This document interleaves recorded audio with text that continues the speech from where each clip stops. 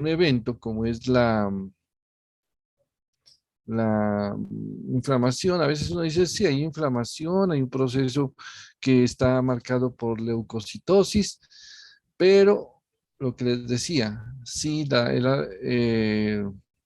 interleuquina 1, el factor necrotumoral, nos ayudan a liberar neutrófilos de las reservas que tenemos en la médula ósea, ¿cierto? Pero recordemos otra cosa, que cuando la situación se vuelve y supera los límites de los procesos, ya se vuelve muy complicada, se opta por traer células que aún no han logrado madurar. Y en ese momento se está haciendo uso de este factor estimulante de colonias de granulocitos y macrófagos, donde se liberan a la sangre leucocitos casi maduros, que casi han logrado su mayor grado, pero tienen alguna forma de actividad que nos pueden ayudar en la respuesta inmune, ¿sí?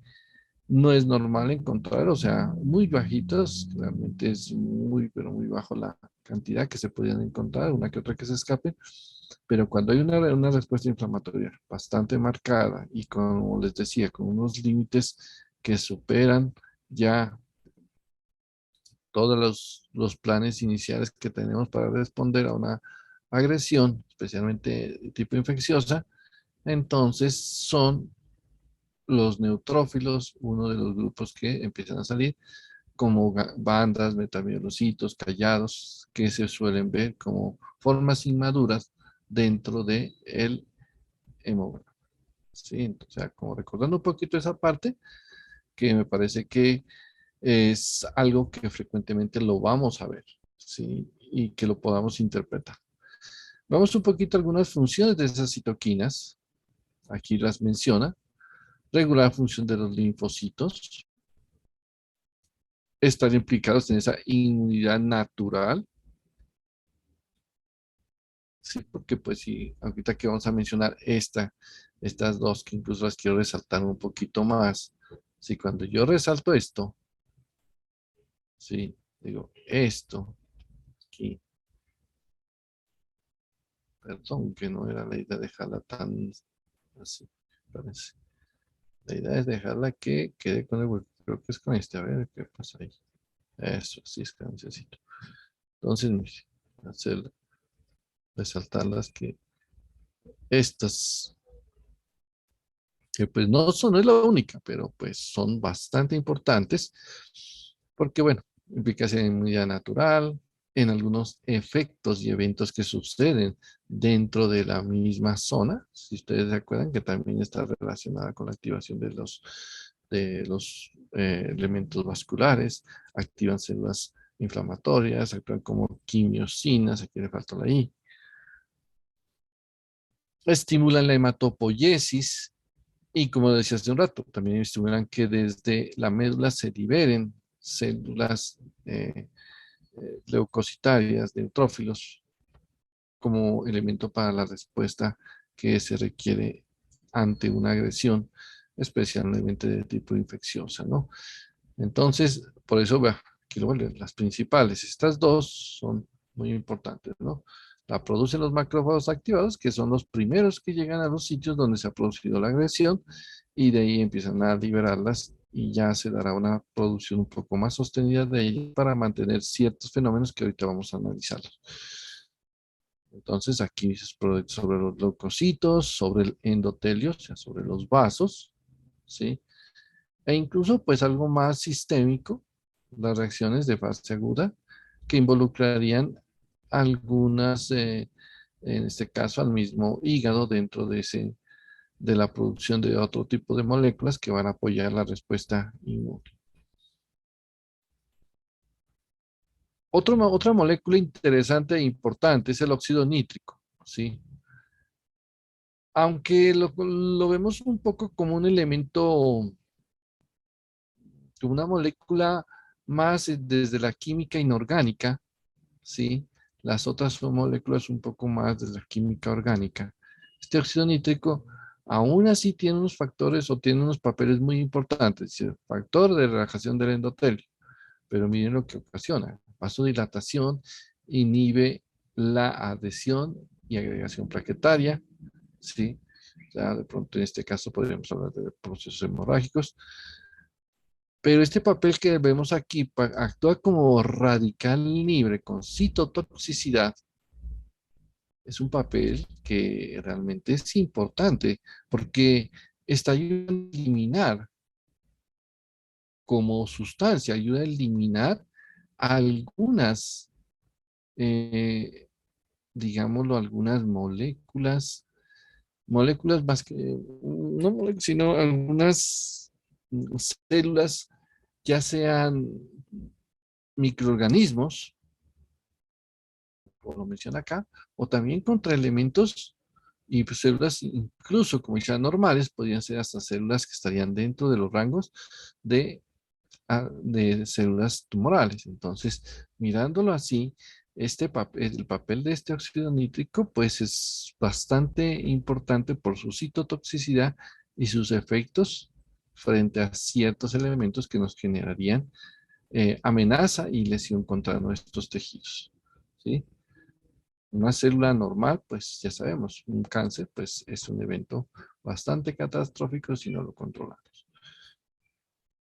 Los elementos que vienen dentro de los lisosomas, de los leucocitos, ¿sí? De las diferentes gamas de leucocitos, en especial, pues los granulocitos, ¿sí? Nucleares, y bueno, los monocitos que finalmente se van a terminar convirtiéndose ¿en qué se convierten posteriormente los monocitos en los tejidos?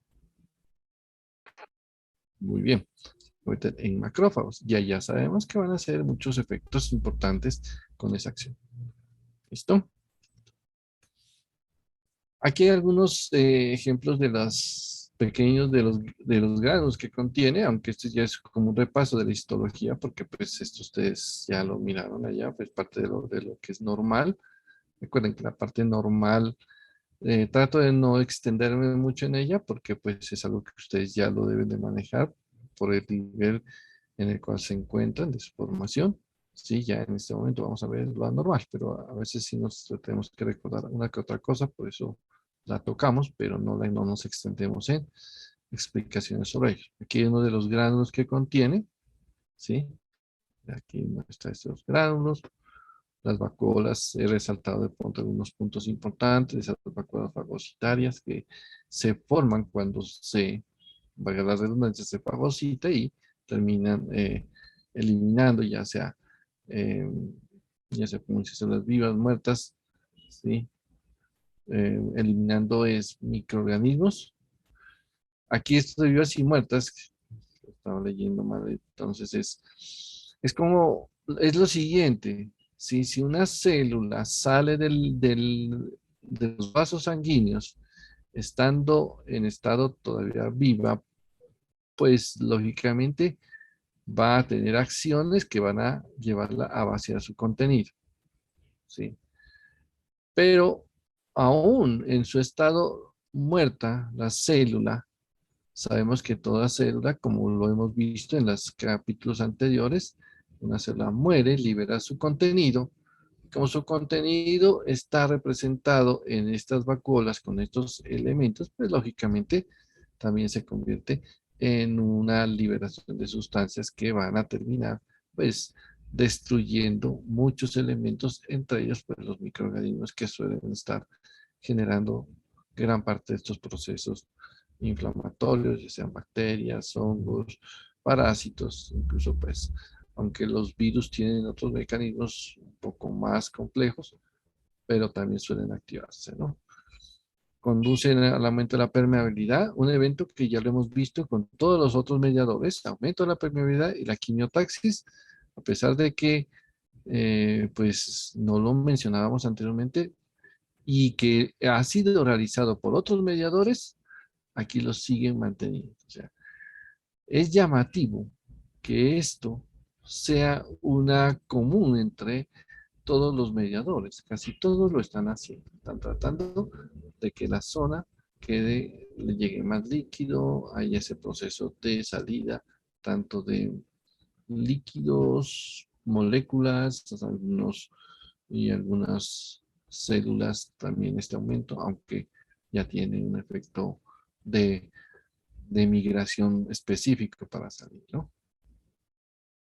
Los radicales libres del oxígeno, que libera, por ejemplo, el peróxido de hidrógeno, es uno de los que contiene, y de lo que hemos visto, pues tiene una capacidad de agresión bastante alta, ¿no? Nosotros lo hemos utilizado, sí, aunque realmente se trata de hacer una utilización un poco más, ¿qué se puede decir? Controlada, medida de esto, ¿no?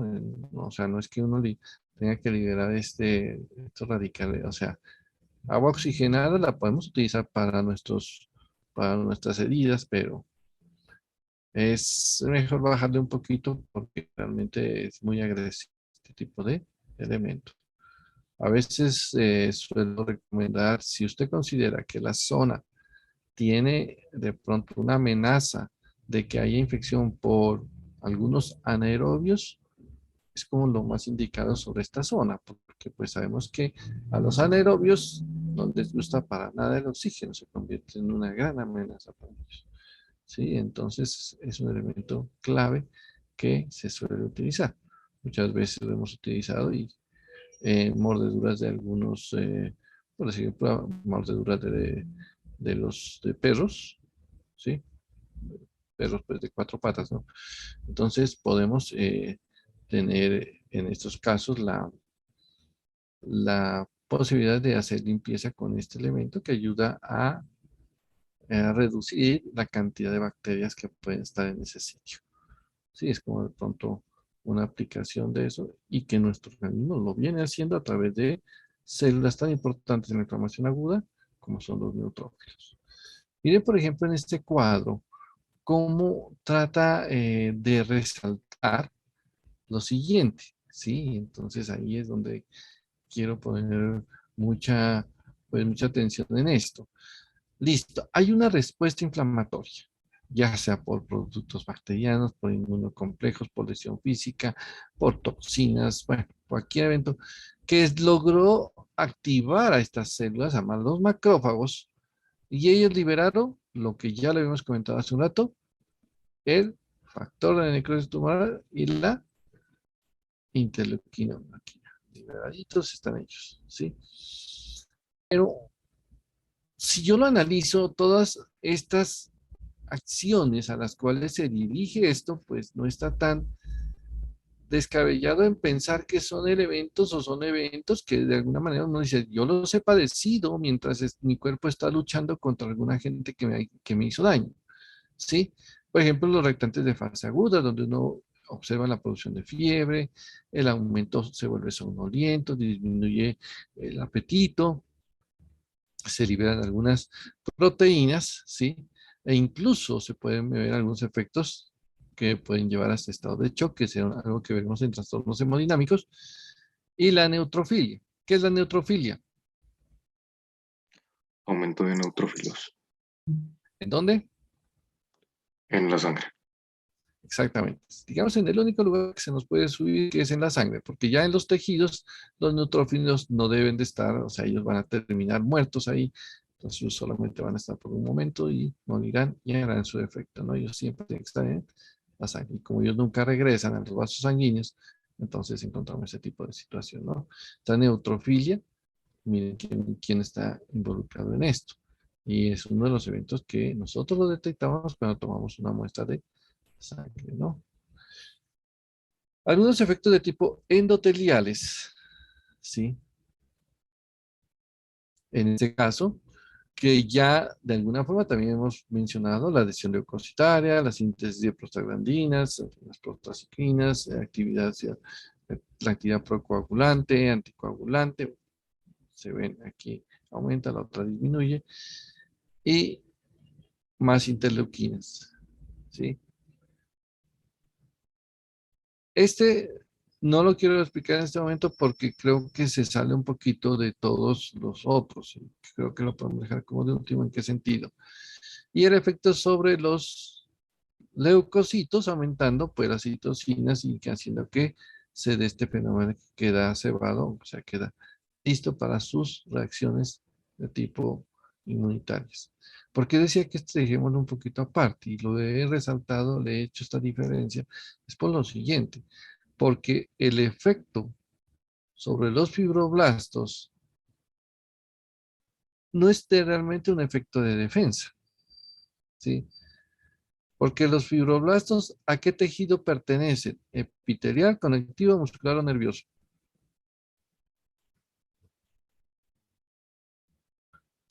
Conectivo, Epitelial, profe. Los fibroblastos, ¿a cuál pertenecen? conectivo, doc. Muy bien, al conectivo, ¿cierto? Entonces, ese epitelio, ese conectivo, ya cuando hablemos en el siguiente tema, que va a ser lo que es reparación, ese tejido conectivo que estoy comentando, ese en últimas es el que nos va a ayudar a que los tejidos de las zonas lesionadas también hagan sus procesos de reparación.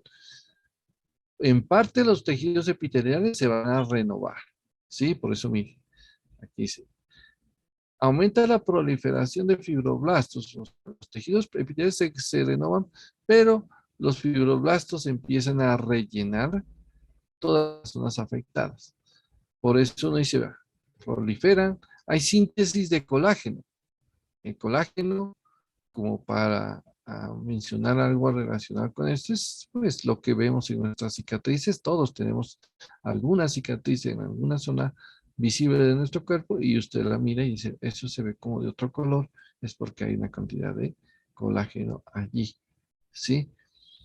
Las colagenasas, y uno dice, bueno, si produce, ¿para qué la destruye? ¿Cierto? Dice, produce colágeno y ahora aumenta las colagenasas. Pero es que estas colagenasas y estas proteasas tienen algunos efectos más como de remodelación y de, pues, controlar todo el proceso. Ya hablaremos, como les digo, de toda esta cantidad de efectos cuando veamos la reparación, que es el tema que trabajaremos después de terminar inflamación. ¿Sí? Pero lo que les decía, la respuesta inflamatoria va de la mano o anticipa o prepara el camino para la reparación. Y miren con quiénes, con citocinas tan importantes que incluso también estuvieron presentes en la primera fase de la respuesta inflamatoria, cuando se daban los fenómenos de vasodilatación y demás. Entonces es un punto muy importante para empezarlo a mantener dentro de ya de nuestro vocabulario, de nuestro contexto cuando hablamos de respuesta inflamatoria. ¿Sí? Ya creo que este evento, que en algún momento puede que no lo hayamos visualizado de esa manera, para este momento ya lo tenemos que tener así. ¿Sí? Aquí hago relación y resalto lo siguiente, ¿sí? Aquí están los mediadores, algunos de ellos pues solamente mostrados como para ver en qué tipo de acciones están relacionadas. En vasodilatación, prostaglandinas. Ya lo decía, que, ¿por qué las resalté estas prostaglandinas? El óxido nítrico. ¿Incrementa la permeabilidad vascular? Muchas de ellas que ya habíamos visto, y se dio cuenta, hay varias que aumentan la permeabilidad vascular. Aquí la resumen. Quimiotaxis, también habían varios de ellos, ¿no? Complementos, leucotrinos, quimosinos. La fiebre es otro evento que suele acompañar algunos procesos de tipo inflamatorio, especialmente de tipo infeccioso. El dolor, que es algo que se había hablado, que es solamente, o que él se presentaba como un estímulo sobre las fibras nerviosas, ¿sí? Pues finalmente el dolor termina siendo un elemento que suele también mantenerse como una alarma para que nuestro cuerpo también esté de alguna forma pendiente de que se está dando una respuesta inflamatoria y no puede estar, en este caso, no puede estar eh, dando una total funcionalidad de ciertas áreas, porque pues el dolor nos limita ese tipo de evento, ¿no? Y aquí la lesión tisular, aunque está dada por esas enzimas y por esos elementos liberados, especialmente de los neutrófilos y también de los macrófagos, los metabolitos, el óxido nítrico, que tiene efectos por esa manera. ¿Por qué resalté de color amarillo estas prostaglandinas? Porque cuando usted habla de un antiinflamatorio, un AINE, algún ejemplo de AINE, coménteme. ¿Cuáles tenemos como antiinflamatorios en nuestros videos? Naproxeno, ibuprofeno, ácido acetilsalicílico. Listo, diclofenaco, piroxicam, meloxicam. Bueno, hay una cantidad. Sí, yo creo que hasta donde cuando yo veía farmacología había una cantidad numerosa. En este momento tienen que haber muchos más, comparado porque la parte de esto de la farmacología y la química no han parado, ¿sí? Cuando analizamos el proceso, el efecto de estos antiinflamatorios, que son uno de los que más utilizamos, gran parte de ellos realizan su función eh, enfocados a cosas como estas. Dice, le vamos a dar un antiinflamatorio, un antigripal, ¿para qué? Para quitarle dolor, para quitarle fiebre, y vasodilatación. ¿Por qué? Porque pues esta vasodilatación ayuda a salir líquido y produce también el efecto de edema, hinchazón, tumefacción. Entonces, mirándolo así, lo dice, son muchos las acciones, pero a pesar de todo, tenemos un enfoque muy importante hacia estos elementos, ¿no? Las prostaglandinas. Y ya, por eso fue que también hicimos un análisis un poquito más detallado de cómo se producían, por dónde era que llegaban este fenómeno, ¿sí? Su papel y el efecto que pues ya en el momento queremos bloquear. Afortunadamente, el bloquear esto, ¿sí? Pues no nos bloquea del todo el proceso. O sea, si yo digo bloqueo esto, vean, hay también otros elementos que aún están generando dolor. Bloqueo aquí, vean, todavía tenemos los que me ayudan para lo de la fiebre. Y así, o sea, normalmente no, como se dice tantas veces, no es recomendable bloquear el total de la respuesta inflamatoria. Siempre que de pronto disminuirla, moderarla, controlarla, pero no llegar a un evento que la termine eliminando porque pues su acción es muy importante dentro de quien los agredió. Perdón, sí, especialmente si son agentes de tipo infecciosos, ¿no? Entonces miremos acá, miren, aquí resaltado nuevamente, aunque pues no lo voy a reducir para que no me tape el factor activador de plaquetas. Sí, a ver, espero que se deje reducir. Es que le pasó a este. Ahí,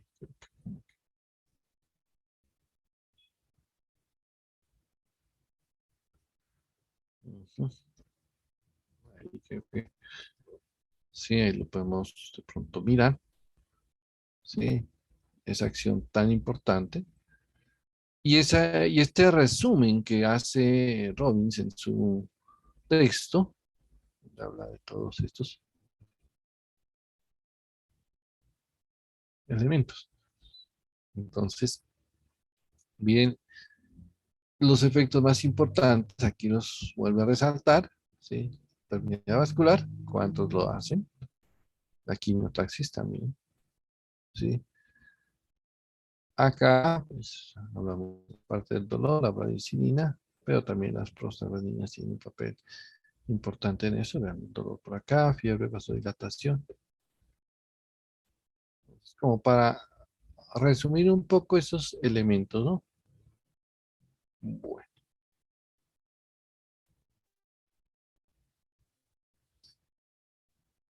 Hablando de la inflamación, podríamos decir lo siguiente, ¿sí?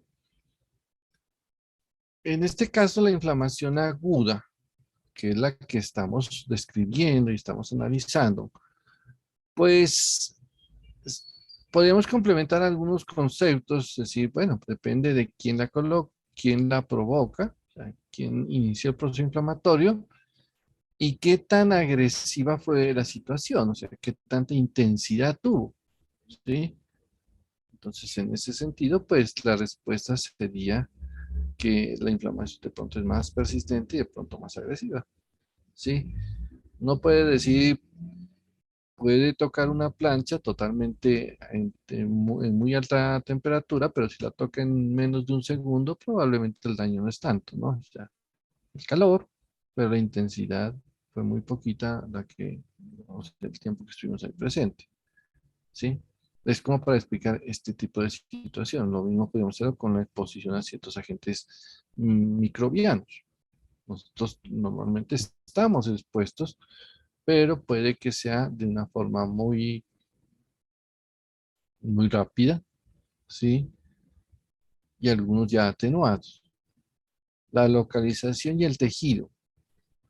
La respuesta inflamatoria en los tejidos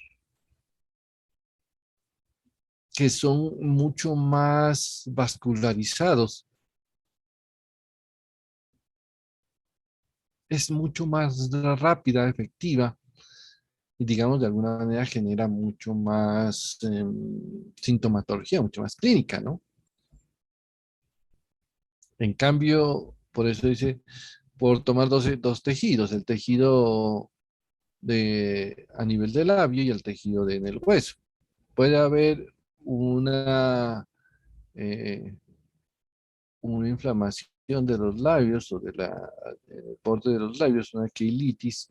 Listo, se inflamó esa zona. Pero también puede haber una osteomielitis. Pero estas, cada una, considerando el tipo de tejido, pues no vas a tener una inflamación, o sea, una evolución similar, ¿sí? También ten en cuenta que el huésped es importante qué tan efectivo tiene su sistema inmune y pues la respuesta que él tenga. ¿A dónde llegará después de la respuesta inflamatoria aguda o qué se resuelve?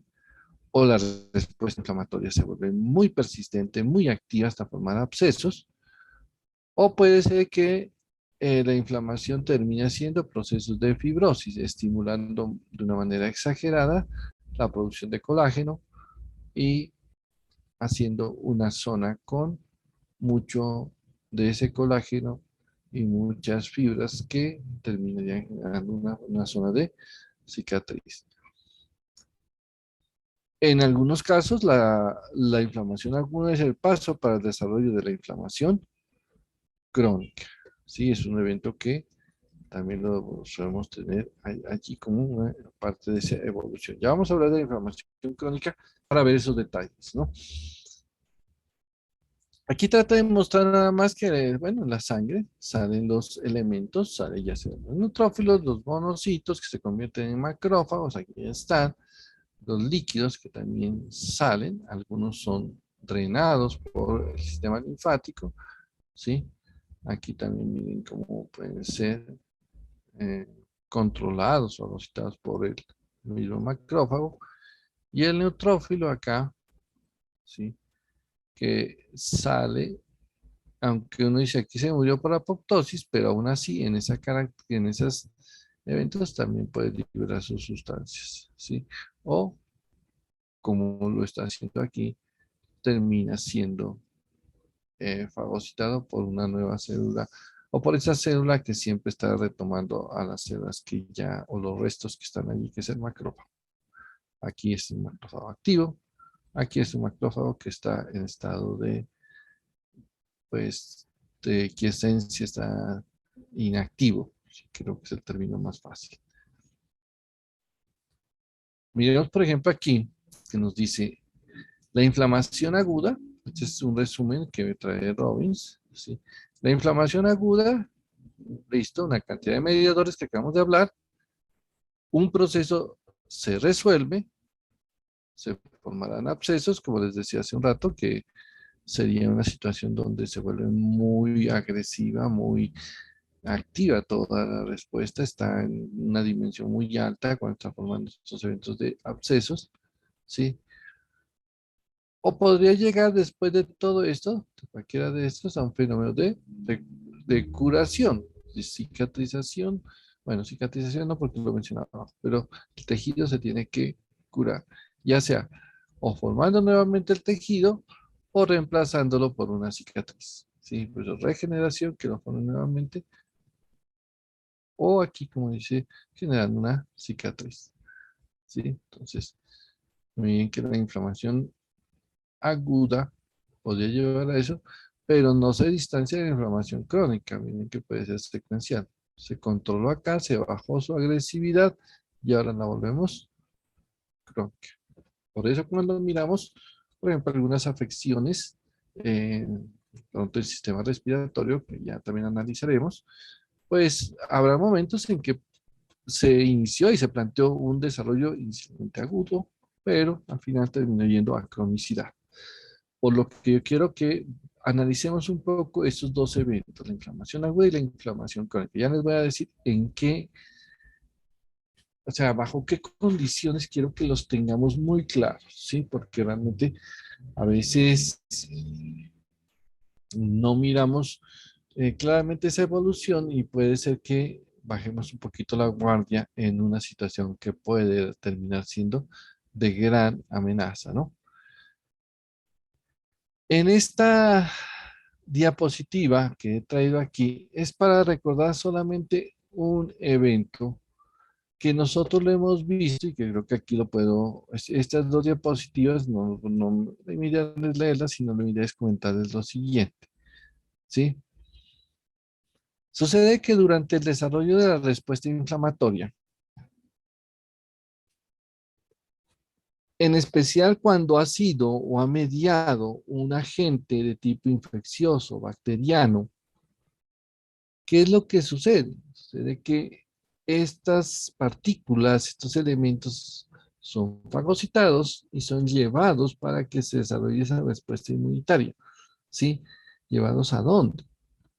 Son llevados también, o sea, se hace una reacción muy local con las células de la forma aguda, pero se lleva uno de estos elementos para que a nivel del sistema o de los linfáticos también generen una respuesta.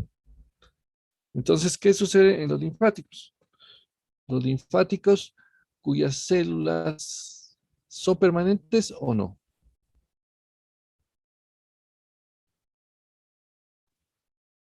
¿Qué opinan? ¿Los ganglios linfáticos tienen células permanentes o no? ¿Sí? No le escuché, ¿sí o no?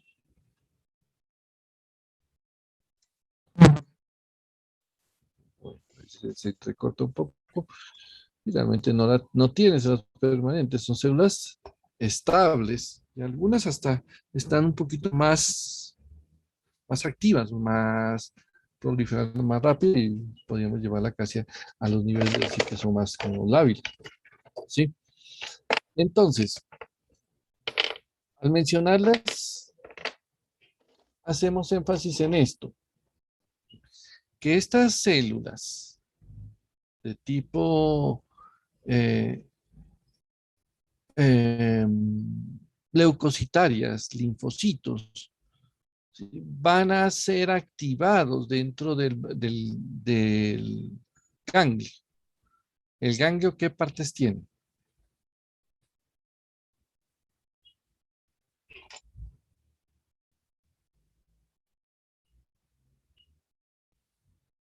¿Cuáles son las partes del ganglio?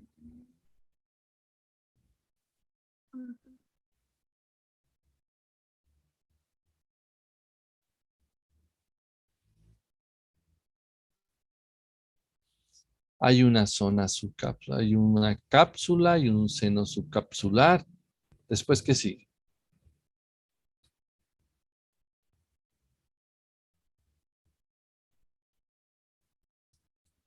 ¿Qué se acuerda, Cristian Rodríguez? Pues creo que después del seno capsular sigue la corteza Ujú, y la paracorteza y el hilio por donde pues ingresan los vasos linfáticos. exactamente, sí. En la corteza, en la paracorteza, incluso ya una parte, algunos la denominan la parte medular. Bueno, ¿por qué quería recordar un poco esta situación? Porque cuando hay un agente que está atacando y que ha sido reconocido, pues este sistema inmune lleva estos elementos, los trae y termina mostrándoselo para que desde el mismo sistema genere en este caso genere una reacción entre estas, una producción de anticuerpos.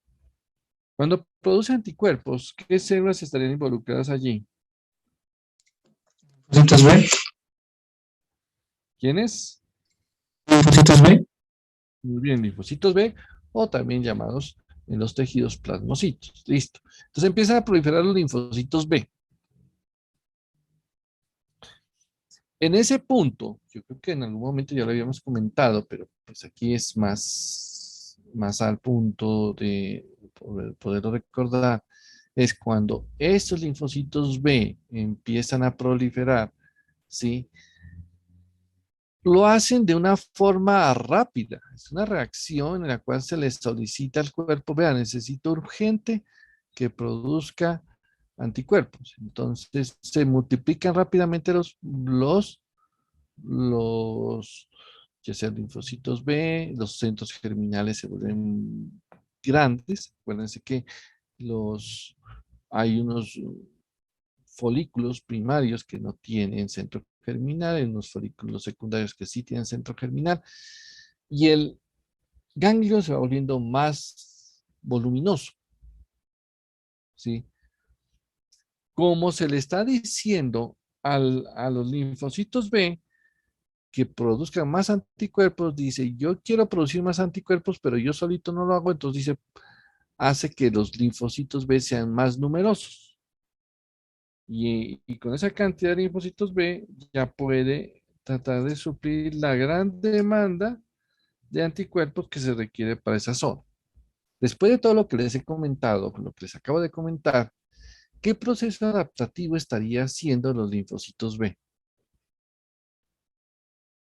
una hiperplasia, doctor.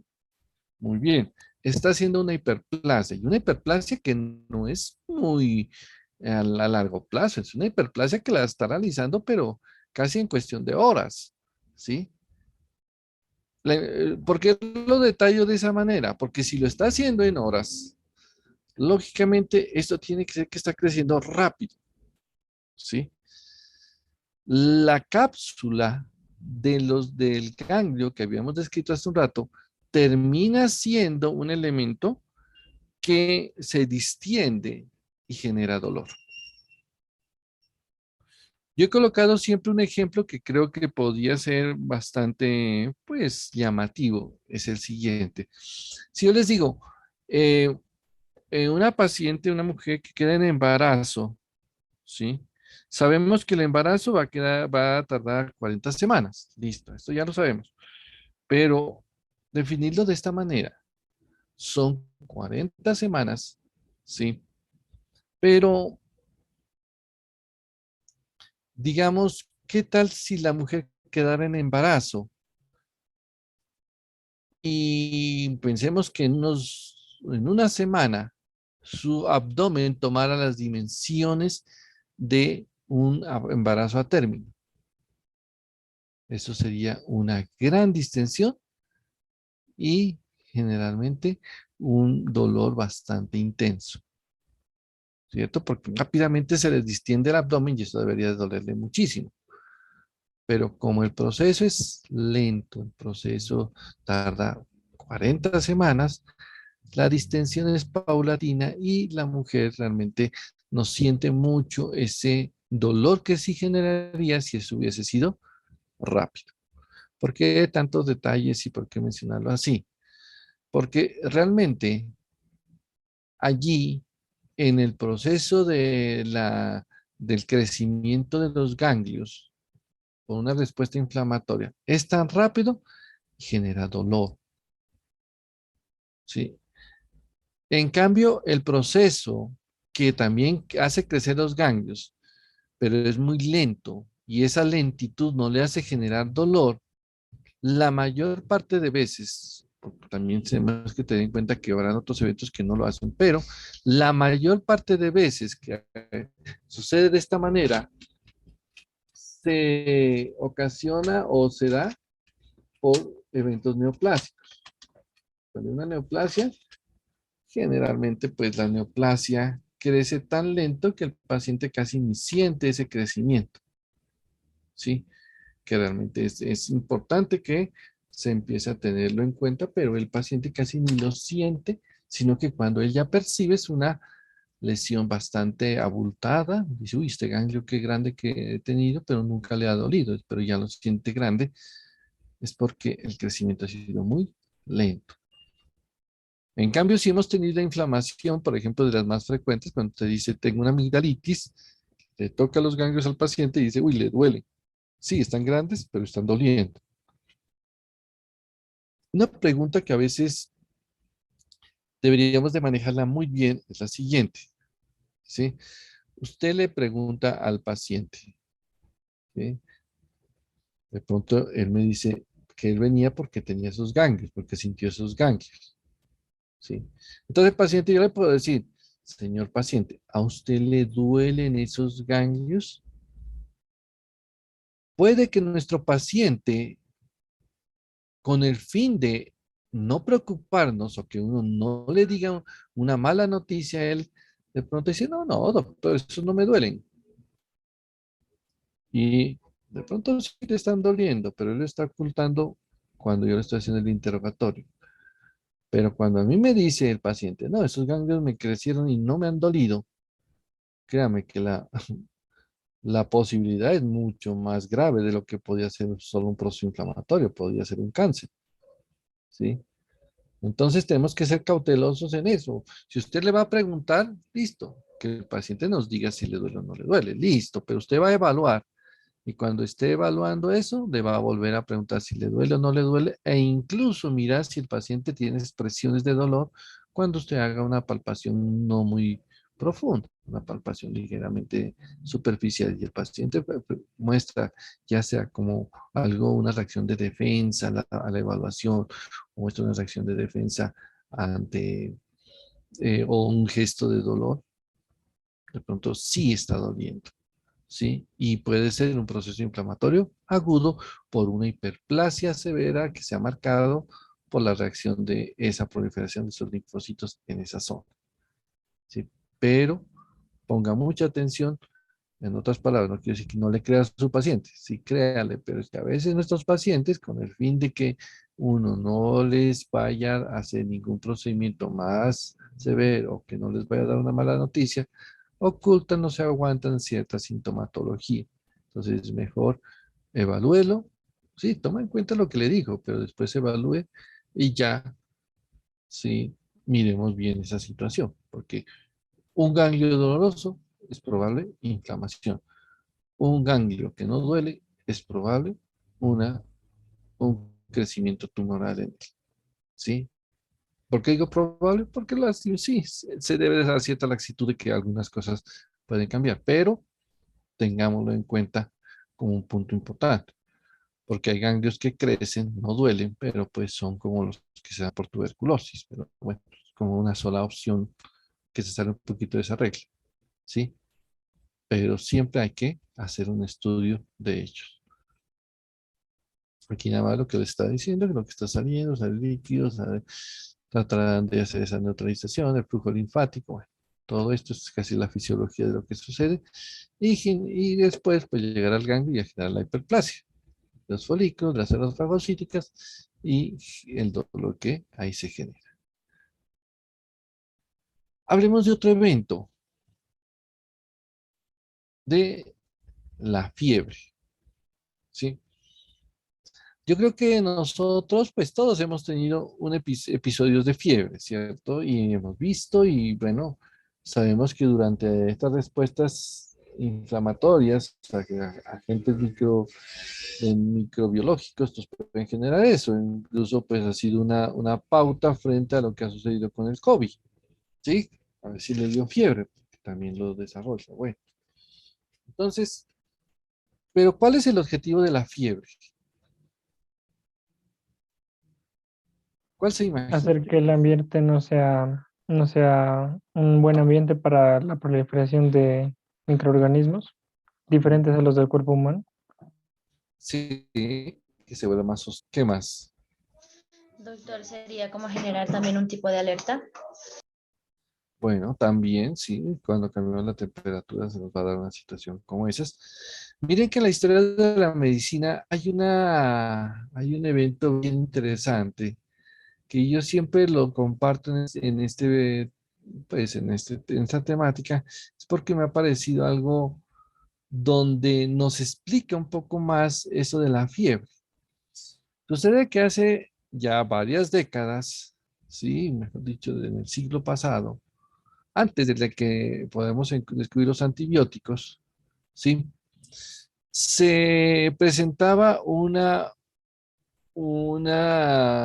infección venérea, no me acuerdo si era la sífilis o la gonorrea, no recuerdo exactamente cuál de ellas, ¿no? Creo que era el gonococo, gonorrea. Bueno, entonces, ¿qué es lo que sucede? Sucede que cuando analizaban esa enfermedad, pues realmente no sabían con qué atacarla, porque antibióticos no había, ¿sí? Y era complicado. ¿Qué hacemos con esa infección? Entonces, en ese momento, lo que a ellos se les ocurrió y nos ilustra lo que les estoy diciendo de este proceso de la fiebre, es que observaron que el gonococo no resistía mucho la temperatura, ¿sí? Cuando uno lo plantea en ese sentido de que este tipo de agente no resiste la temperatura, nosotros observamos que deberíamos de decir, bueno, listo, este agente no resiste la temperatura y yo podría hacer lo siguiente, yo puedo decir, no, pues voy a llevarlo a un sitio donde haya mucho calor al paciente. Podría ser, ¿no? Pero miren lo que hicieron en ese momento nuestros antecesores dentro de lo que es la medicina. Hicieron esto, dijeron, vamos a infectarlo de malaria, ¿sí? Cuando uno lo infecta de malaria, si ustedes de pronto ya han visto algo de la malaria, ¿qué caracteriza la malaria dentro de los eventos clínicos que ella ocasiona?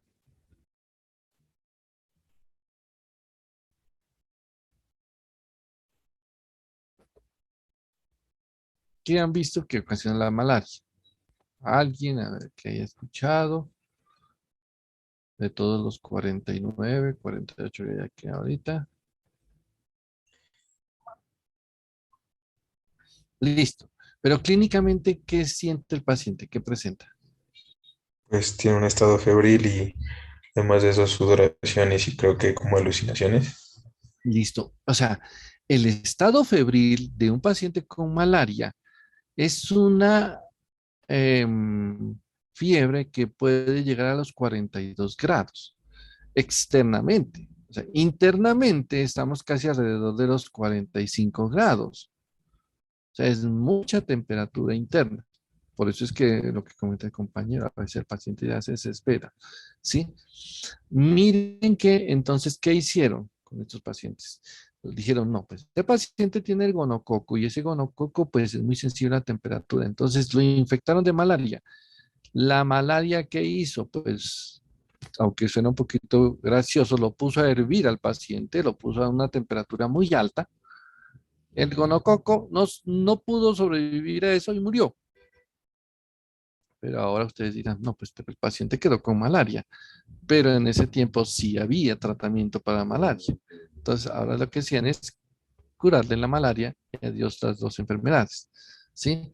Digamos, es como una interesante historia en la cual podemos ver que la elevación de la temperatura es un fenómeno interesante e importante en el cuerpo como para poder neutralizar, liberar, controlar a algunos agentes infecciosos, ¿sí?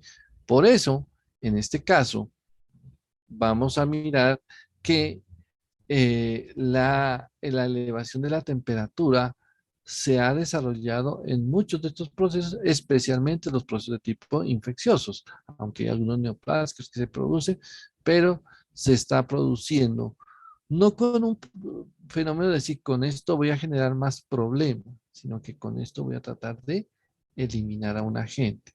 Entonces, así como mirábamos a la inflamación, que era un evento que ya lo tenemos claro de que nos está defendiendo, así como vemos que cuando un paciente tose, dice, la tos le está ayudando a eliminar elementos que le están tratando de destruir sus vías respiratorias.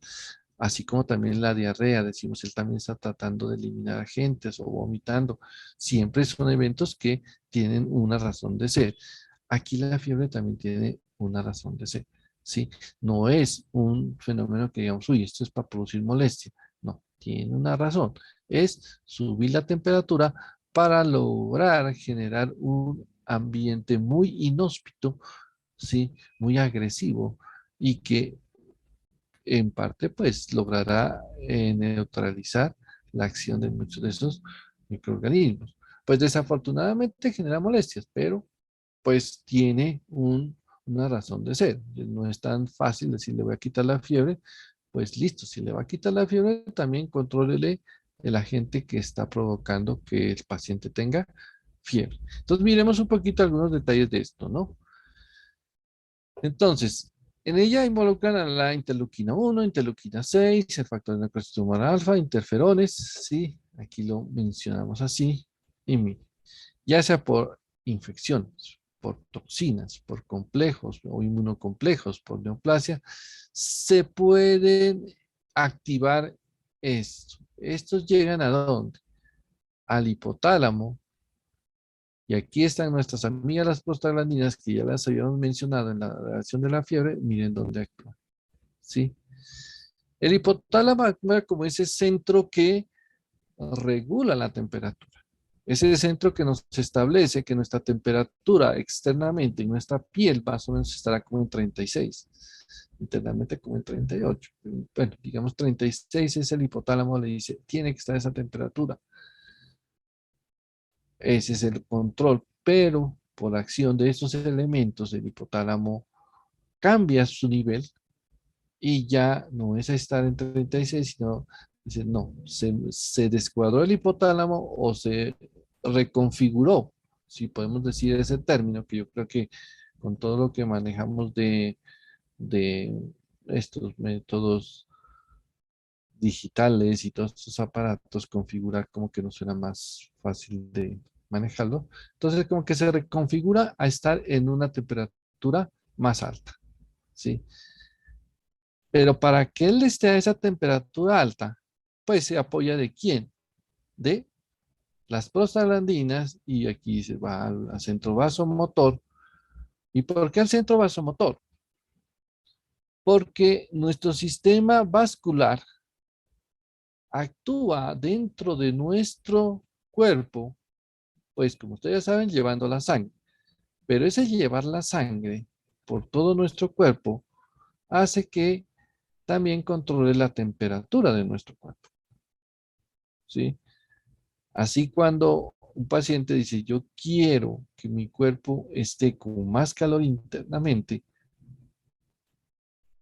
lo podemos regular considerando qué hacemos con estos vasos sanguíneos que son los que ayudan a perder o a subir el calor. El ejemplo que yo suelo también utilizarlo es, por ejemplo, si ustedes han visto en un vehículo,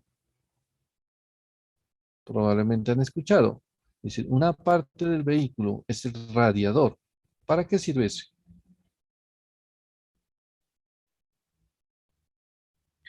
Para controlar la temperatura del carro. Exactamente, para más que todo bajarle la temperatura. El carro se trata de recalentar. Pensemos que nuestro cuerpo es más o menos algo así.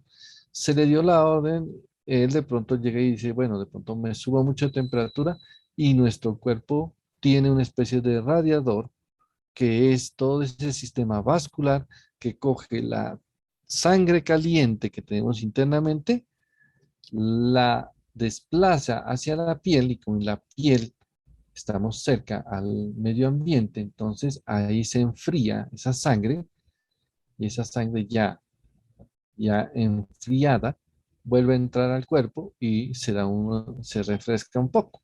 ¿sí? Eso lo hemos visto también, por ejemplo, cuando hacemos ejercicio. Yo creo que cuando usted se ha dado cuenta, se pone a hacer ejercicio, entonces dice, uy, pero se está rojito de tanto hacer ejercicio, ¿sí? Sí, incluso hasta está sudando. Sí, uy, pero entonces el calor interno está tratando de salirse por esa sangre, la sangre está llevando el calor de adentro de nuestro cuerpo hacia la parte externa y lo estamos botando, ¿sí? Eso es por eso nos colocamos más rojos. Acá la situación va a ser lo contrario. La situación dice, como normalmente nuestro sistema cardiovascular trata de sacar con los vasos, con la sangre, ese calor interno, ¿qué es lo que hace ahora? Dice, no, lo que va a hacer es, va a tratar de evitar que el calor que normalmente salía y nos mantenía refrigerados, lo haga, ¿sí? Y entonces, internamente vamos a subir la temperatura. Si volvemos al ejemplo del carro, ya si a un carro yo le quito el radiador, ¿sí? O no le echo agua, porque muchas veces utilizan agua o utilizan un refrigerante. Si no tiene ese elemento, pues todos de pronto los que manejamos esa temática, y bueno, pues no, tampoco creo que sea muy extraña para las mujeres, sí, porque a veces generalmente los hombres la manejamos mucho más, pero también hay mujeres que se interesan mucho por la temática de esta, se darán cuenta que si no tiene agua el, el radiador, el vehículo se sobrecalienta y podemos tener un daño bastante severo en ese tipo de, sí, de motor o de mecánicamente en el carro. Acá también, nuestro cuerpo tiene esas características, tiene algo que lo refrigera, que es nuestra sangre, pero cuando hay fiebre, ¿qué pasa? Los vasos van a sufrir un cambio. ¿Cómo estarán los vasos en la periferia para evitar de que no salga calor? ¿Dilatados o contraídos? ¿Contraídos? Muy bien, tiene que estar contraídos. Por eso es que aquí el centro vasomotor toma una opción de ser nervios simpáticos. Y acuérdense que la acción de los neurotransmisores simpáticos generan vasoconstricción. Usted puede que diga, no, el paciente se lo siente frío, pero internamente está ardiendo, por decirlo así. ¿Sí? Entonces va a tener esa pues, vasoconstricción cutánea. Disminuye la disipación de calor. La disipación es la pérdida de calor. O sea, el paciente no pierde calor, ¿sí? No disipa calor, no pierde el calor, sino que lo guarda. Y por eso el paciente sube la temperatura. E incluso hay pacientes que yo creo que también ha sido un evento que lo hemos visto y lo hemos padecido. Dice, ¿tienes escalofrío? ¿Qué es el escalofrío? Es como la percepción de frío alrededor. ¿Cómo lo vemos? ¿Qué características tiene el paciente? ¿Qué hace el paciente cuando dice tienes escalofrío? ¿Tiene a temblar, doctor? Exacto, es como temblar.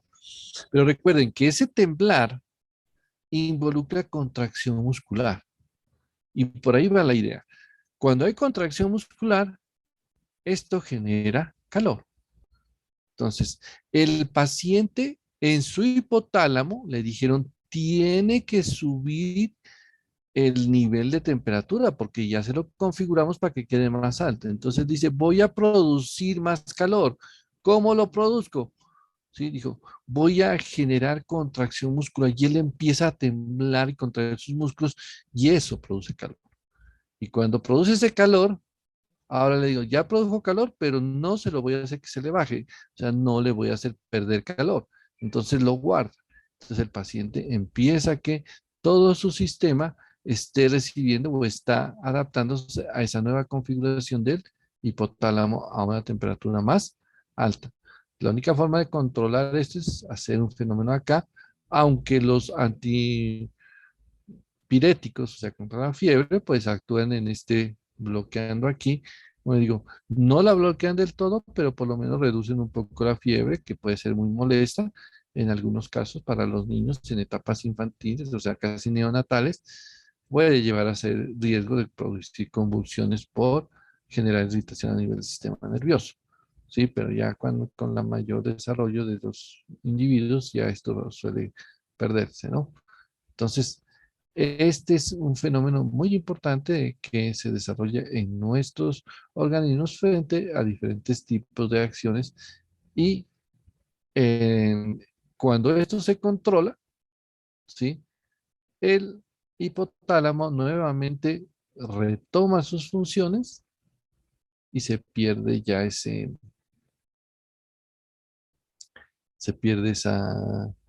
esa temperatura tan alta que tenía y entonces nuevamente empieza a dejar que todo esto fluya y la fiebre se va a desaparecer, ¿sí? Entonces, como ese es como el análisis de cómo vemos y cómo se va desarrollando el proceso de la fiebre, ¿sí? Entonces, son dos Profe, eventos, ¿sí? una pregunta.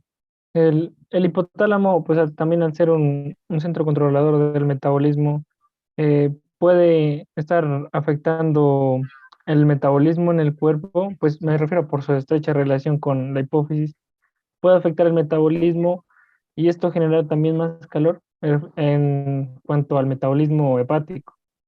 Digámoslo, incluso, como usted dice, con el metabolismo, aunque no directamente tanto con el hepático, pero sí por lo menos con algunas acciones, ¿sí? Por ejemplo, lo que decíamos, el metabolismo a nivel de nuestro tejido muscular, que sería uno de los que más calor produce cuando ellos están activados, ¿sí? Por ejemplo, si yo lo analizo por tomar una situación, usted dice, un paciente hipertiroideo. En un paciente hipertiroideo hay un efecto sobre los músculos y ¿qué pasa? Los músculos están, aunque usted no los ve que el paciente está haciendo ejercicio, que está moviéndose, pero hay un ligero temblor que está manteniéndose activos y producen mucho calor ellos, ¿sí? Y queman mucha energía y por eso un paciente hipertiroideo ellos consumen mucha energía, comen mucho, no engordan porque pues están activados esos elementos, ¿no? Aquí, digamos, lo que usted me comenta, pues tendría relación también con algunos efectos que se estén dando de acuerdo, pues, con las posibilidades que ellos tengan de manejar. Podría ser lo que usted dice, hacia allá, hacia la parte hepática, aunque le digo, no es muy alto, pronto podría ir hacia la parte de tiroidea o a la parte de vía de función muscular, que es como las que más se ha evidenciado para tratar de generar esto, ¿no? Este aumento de temperatura o en últimas también el retomar la temperatura normal, que es lo que se está buscando en los casos en los que ya se ha controlado el proceso infeccioso, ¿sí? Entonces son esos eventos y el metabolismo de alguna manera también lo podría tocar, ¿no? Entonces, ya teniendo en cuenta estos dos eventos, lo que serían los cambios a nivel de los ganglios y los cambios a nivel de, o sea, lo que sucede en la fiebre. Son elementos que acompañan la respuesta en estos pacientes, ¿sí? Vamos a ver una situación que no quiero pues pasar las diapositivas, ¿sí? Si no es, a veces no quiero que se me distraigan en una diapositiva, pues trato de colocarles algo que no está tan allí, sino que ahorita la analizamos, pero inicialmente quiero comentarles esto. Sucede que el ser humano, cuando se desarrolla la respuesta inflamatoria aguda, a pesar de que listo, hay vasodilatación, hay salida de leucocitos, hay la marginez, bueno, todo lo que ya hemos contado, los mediadores, incluso pues fiebre, hay esa malestar, todos esos elementos, ¿sí? Hay algo que llama la atención y que tenemos que empezarlo a utilizar, o por lo menos empezarlo a encasillar dentro de lo que es inflamación aguda. ¿A qué me refiero?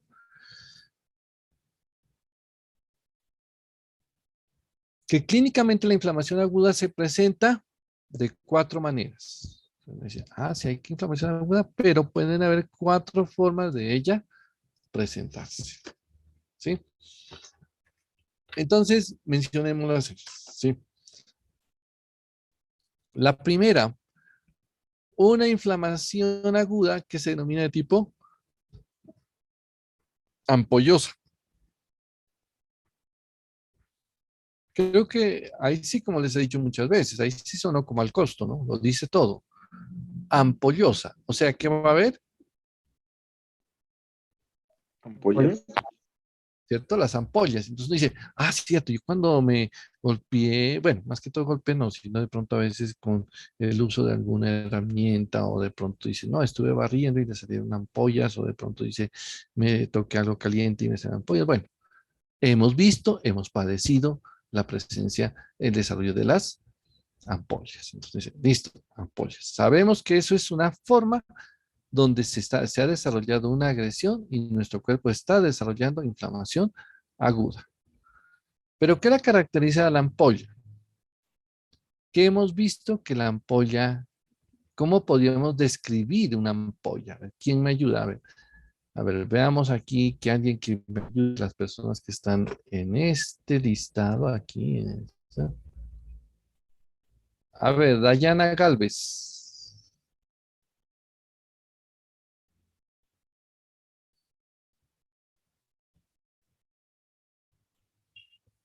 Dayana.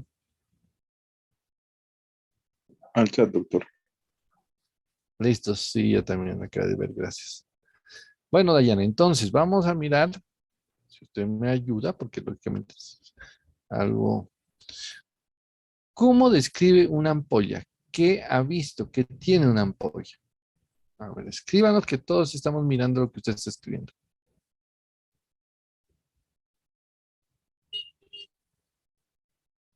¿Qué es lo que le llama la atención de una ampolla? Porque yo creo que no voy a decir que no, nunca ha tenido, porque ahí sí se le crecería la nariz.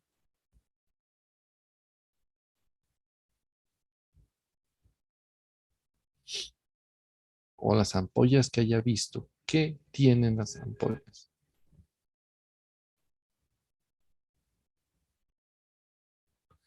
Listo. Un elemento importantísimo lo acaba de decir. Líquido. ¿Sí? Las ampollas tienen líquido. ¿Sí? Un líquido que resulta atrapado dentro del tejido. ¿Sí? O sea, esas ampollas tienen un líquido atrapado en el tejido. Listo. Hasta ahí, muy bien. ¿Sí? Pero, a ver, ahora de pronto, de forma espontánea, las personas que quieran ayudarme, entonces, dice, listo, una ampolla se llenó de líquido. En alguna oportunidad, sí, y a veces resulta también gracioso lo siguiente. En alguna oportunidad, alguien de nosotros, de todos los que estamos aquí reunidos, ha roto una ampolla. Yo creo que con lo que nos dijo la compañera, yo creo que ya, pues, por lo menos ella ya nos dijo que sí. ¿Algún otro? ¿Han roto ampollas? Sí, doctor. ¿Cierto? Yo creo que es un evento que lo hacemos hasta por pura curiosidad, ¿sí?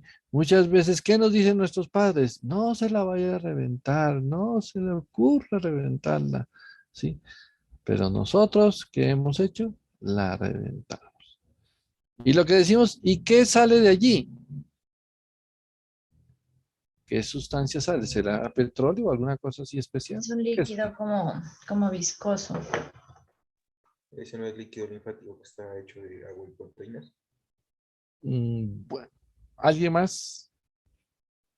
¿No sería como plasma? Bueno, listo. Acordémonos del proceso inflamatorio, ¿sí? Acordémonos que cuando se dio la respuesta inflamatoria, hubo vasodilatación y hubo salida del líquido del espacio intersticial, del espacio intravascular al espacio intersticial. Entonces, ya en este punto ya empezamos a notar, ah, cierto, se ve, salía líquido. Lo que pasa es que el líquido que está saliendo acá se está concentrando en un solo sitio y se está, pues en última ya está generando una acumulación tan alta que se ve como lo que es verdaderamente una ampolla, ¿sí? Es ese líquido que inicialmente es tan de baja densidad, que es lo que decíamos que es un transudado, ¿sí? Con una densidad bastante baja, muy similar al agua. Incluso muchas personas, y probablemente dentro del grupo hayan dicho, no, lo que tiene es agua. ¿sí? Algunos creo que estaban ahí como si yo estuviera leyéndoles el pensamiento, pero no, lo que tiene es agua. Pues no es directamente agua, ¿no? Porque si no, pues serviría para la sed. No, es algo muy parecido al agua que sale de nuestros vasos al espacio intersticial. Cuando esto sucede, eh, en todos nosotros que hemos tenido la oportunidad de romper una ampolla, y yo les suelo decir, y quien no la haya roto una ampolla, pues le va a tocar esperar que tenga una ampolla y la rompa para que queme esa etapa, la etapa de romper una ampolla, porque creo que pues ha sido siempre una situación que es casi por casi por parte de nuestras experiencias la hemos hecho. Listo, entonces rompemos esa ampolla y nos dimos cuenta que había ese líquido. Pero ahora les pregunto, cuando hemos roto la ampolla, que nuestros padres nos dijeron, no la rompa, porque eso es malo, así nos dijeron, no nos explicaron más, ¿sí? Y de pronto usted dice, ya la rompí, le quité el líquido, y ahora sí voy como el héroe frente a mis padres, digo, vea, ya me curé de esa ampolla, ¿sí? Pero dentro de unas horas, ¿qué sucede? Se vuelve a llenar. Vuelve a aparecer, ¿cierto? Y uno dice, ¿por qué volvió a aparecer? Es que el proceso inflamatorio no lo bloqueó. Usted no hizo que los vasos se dejen de salir líquido. Quitó el líquido que estaba acumulado, pero siguió saliendo líquido al espacio intersticial, ¿sí? Entonces, la única forma de evitar eso es, bueno, puede evacuar el líquido, pero pare la respuesta de vasodilatación, de aumento de permeabilidad y verá que la ampolla deja de salir, ¿sí? Entonces, incluso, pues eso yo lo he puesto en práctica en algunos eventos. Alguna vez también tuve una quemadura que toqué algo caliente, bastante caliente, y, y sabía que se iba a hacer ese tipo de situación y pues utilicé los antiinflamatorios del caso. Realmente la ampolla no se dio, ¿sí? Pero porque ya sabemos cuál es el proceso. Entonces uno dice, voy a bloquear todo ese fenómeno, ¿sí? Pero siempre y cuando, pues aquí estoy pensando en un evento en el que yo conocía cuál fue el agresor y ya digo, no necesito de esa situación. Pero sabemos que se puede presentar de esa manera. ¿Cuál es el riesgo de romper una ampolla? Pues que se pueda, que al romperla, nosotros eh, podamos generar sobre un evento que no es, que solamente era una acumulación de un líquido totalmente estéril, le ingresemos bacterias y esto se convierte en un evento con un proceso infeccioso, un absceso, entonces una situación que ya empieza a cambiar de evento. Eso es lo que nuestros padres nos dicen que quieren evitar, que no se le vaya a infectar cuando usted rompa la ampolla, ¿sí? Entonces, si en algún momento usted dice, yo quiero romper una ampolla, pues trate de hacerlo lo más estéril porque si no, las bacterias de nuestra piel ingresan y podrían aprovechar esa situación para proliferar, cambiar o hacer que el proceso inflamatorio persista y realmente cambiaría muchos elementos en la que ya había sido un evento que ya se puede haber sido superado, porque muchas veces por calor o por algún trauma un poco crónico que se genera en esa zona, o presión, ¿sí? Entonces, esa es una forma de presentarse la inflamación crónica, perdón, la inflamación aguda, pero sobre ese sitio.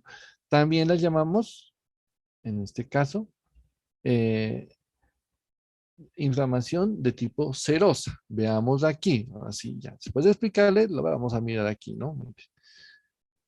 Serosa o ampollosa. ¿Por qué serosa? ¿Sí?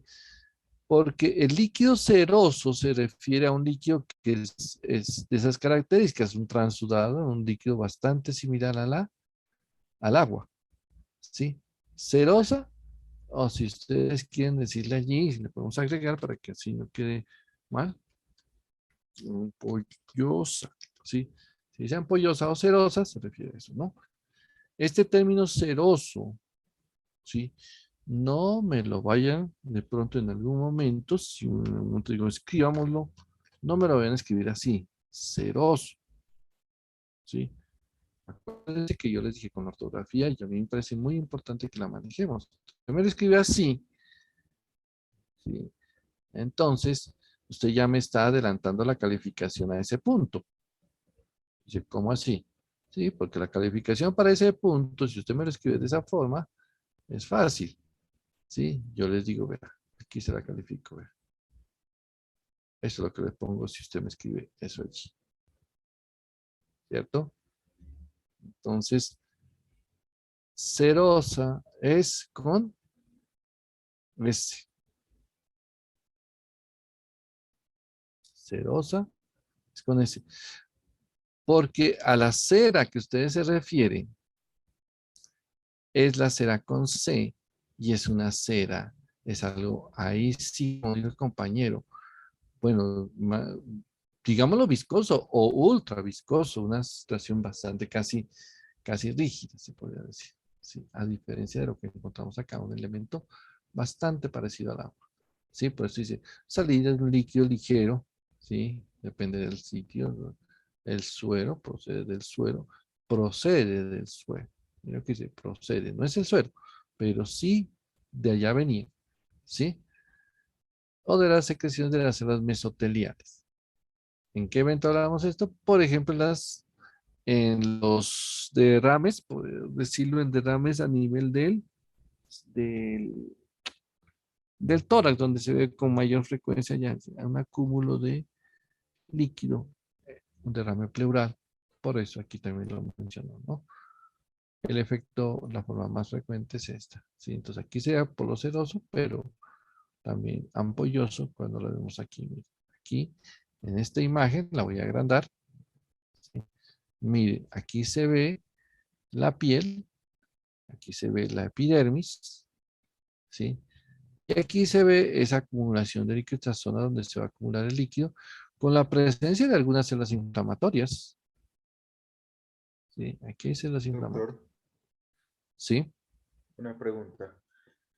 ¿Por qué en este caso después de las ampollas, no sé, como la piel se vuelve un poco más dura, ¿no?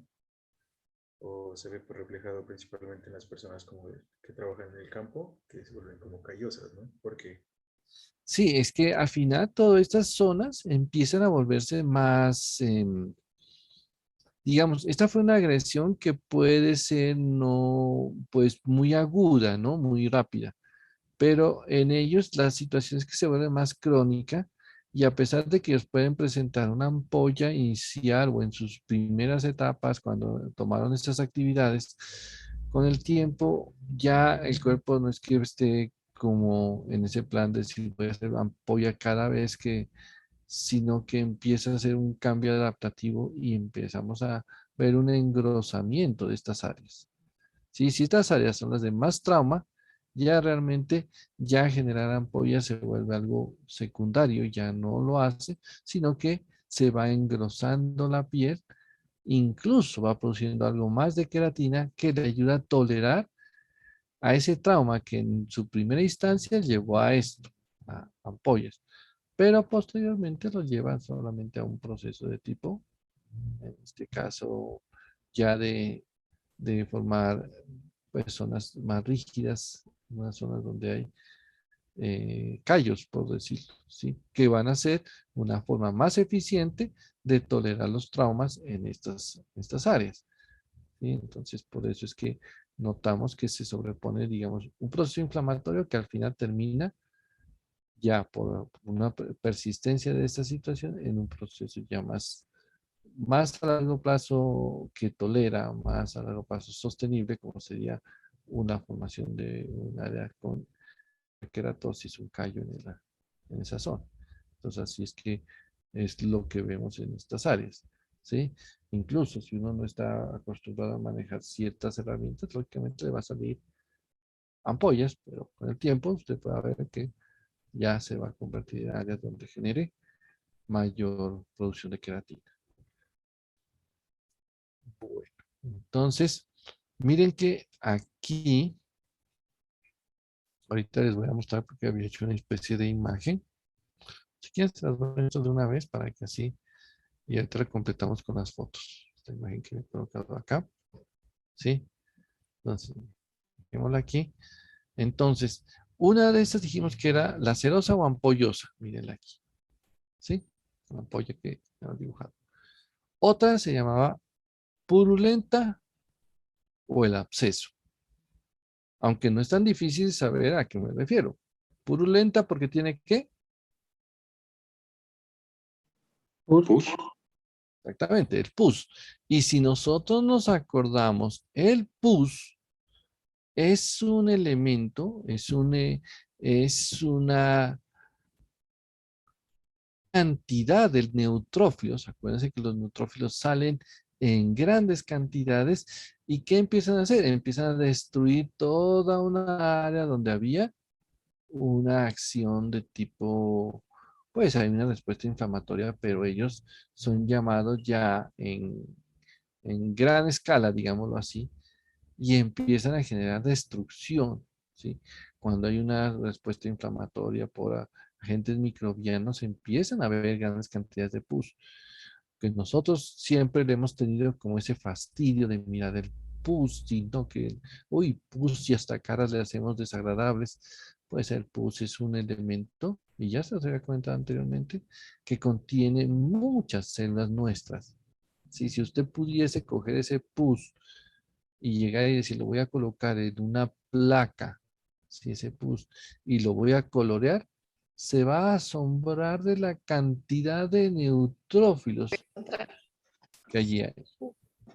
Es que perdió, Sí, el compañero nos quiere decir, Alexandra, quién fue que activó? Bueno, pensé que ya lo desactiva. Entonces, miren que aquí, ese pus que estamos viendo aquí, pues, como les decía, está hecho de muchas células blancas. Por eso es que el pus es de color pastel, de color blanco casi. O sea, pues es de tonos blanquecinos, que son pastel. ¿Por qué? Porque el pus es amarillento, es verde claro, es rosado, siempre un tono pastel. ¿Por qué? Porque son células blancas en gran cantidad, mezcladas con algunos detritus que depende de la zona, pues tomará algunos colores especiales. ¿Sí? Que puede ser, como les decía, color verde, amarillo, rosado, que son como los más frecuentes, ¿sí? No puede decir, uy, yo me encontré un pus negro. No, pues pus negro no va a haber, porque son células blancas lo que lo constituye, ¿sí? Entonces, ahí tenemos esa característica. O sea, hay una gran destrucción, hay un absceso.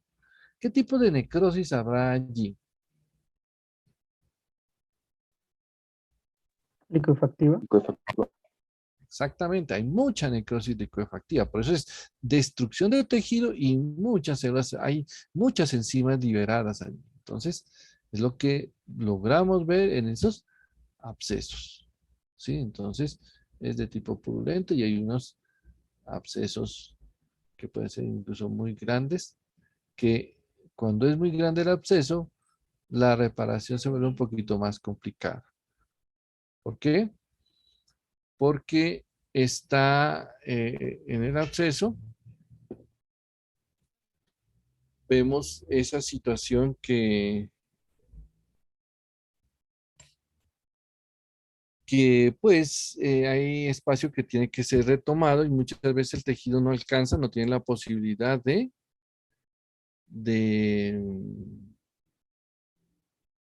de crecer y rellenar ese hueco que se generó por el absceso.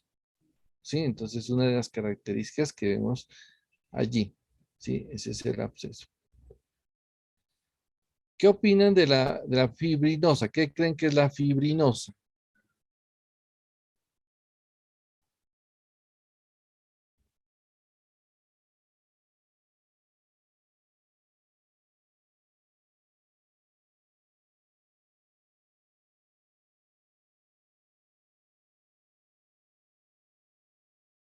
Profe, ¿será que podría corresponder a que hay mucha salida de fibrinógeno que se empieza a coagular o formar coágulo, pues, trombo? Digamos, sí, es que acuérdense que cuando hay la respuesta inflamatoria hay mucha salida de ese fibrinógeno que finalmente se convierte en fibrina y queda en el espacio intersticial.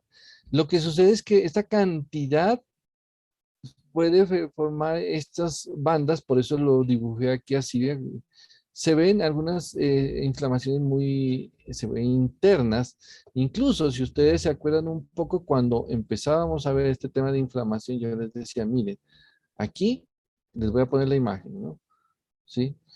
Decía, miren, aquí, este era un corazón y miren la cantidad de, de fibrina que hay alrededor de él,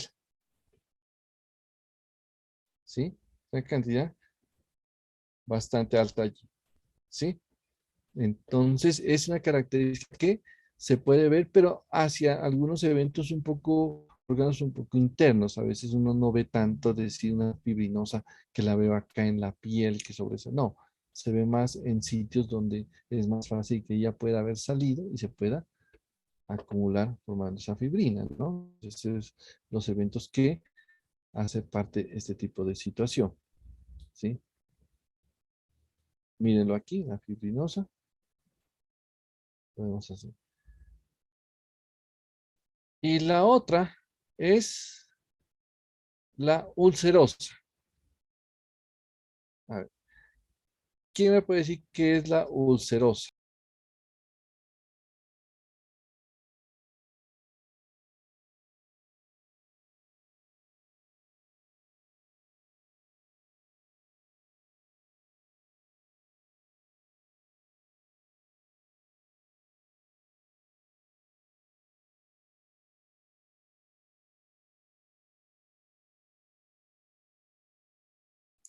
Doctor, ¿podría relacionarse con necrosis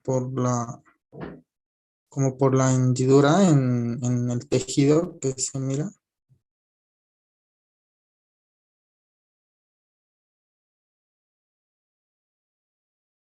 Miren que cuando uno habla de úlcera, se refiere a una zona donde se ha perdido el epitelio, ¿sí? Donde el epitelio se ha lesionado.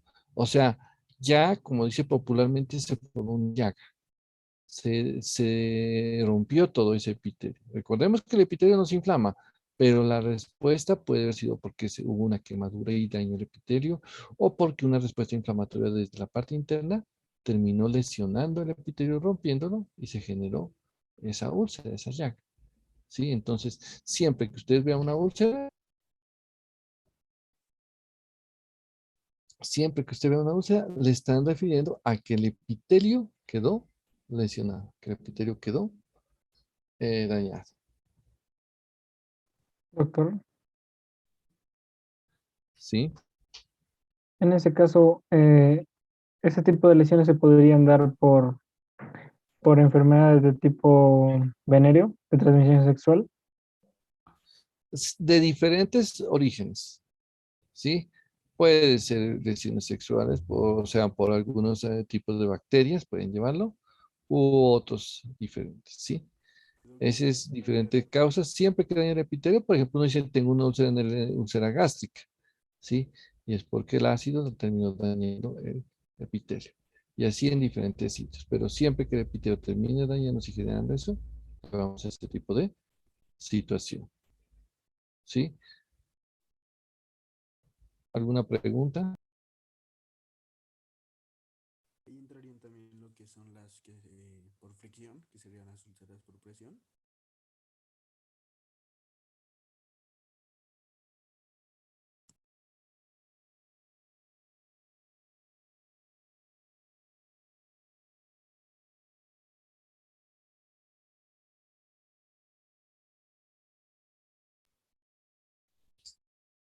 Bueno, entonces vamos a hacer una cosa. Vamos a dejar todos estos conceptos hasta allí nomás. Mañana vamos a revisarlos un poquito más detallados estos, pero quería que esta parte, que es bastante, digamos, los términos más generales, les vamos a mirar unas imágenes, como ustedes se dan cuenta acá, las vamos a mirar, porque ya estamos a punto de iniciar lo que es la inflamación crónica y vamos a hacer un paralelo bastante interesante entre los dos tipos de inflamación. ¿Listo? Entonces, para que mañana, y si pueden consultar un poquito de estos tipos de inflamación, a ver si pueden, si podemos entre todos aportar algo más, porque es un tema que ustedes se van a dar cuenta que esto se presenta con mucha frecuencia y a veces uno piensa que es otro tipo de inflamación y no todos pertenecen al mismo grupo de la inflamación aguda, pero presentándose solamente de manera diferente. O sea, los elementos que hacen parte de la respuesta inflamatoria sí están allí. Lo que pasa es que algunos, aquí vean mucha salida del líquido al espacio intersticial, mucha salida de leucocitos, entonces hay destrucción, mucha salida de fibrina, destrucción del epitelio, entonces son cosas que se presentan, pero han cambiado un poquito su proporción en ese desarrollo. ¿Listo? Entonces, dejemos allí y mañana continuamos el resto de este tema. Gracias, doctor. Hasta luego. Gracias, doctor. Que esté muy bien. Bien, hasta luego.